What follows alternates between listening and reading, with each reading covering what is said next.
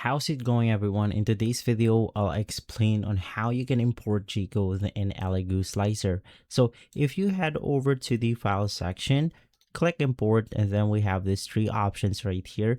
Basically, the import GCODE will not appear. We only have import configs, zip archive, and this option right here. Now, I'm going to explain to you why this is the case. Basically, Elegoo Slicer does not allow you to import a GCODE file in a traditional sense of reslicing or modifying the G-code itself.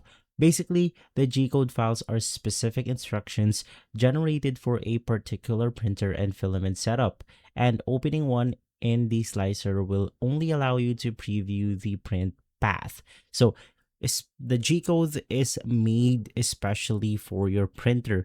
You're meant to send the G-code onto something like the printer that you want to go ahead and print on, and that's basically it.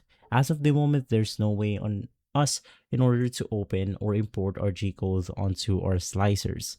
If this video has been helpful, leave a like, subscribe, and follow us for more videos like this. Thanks for watching.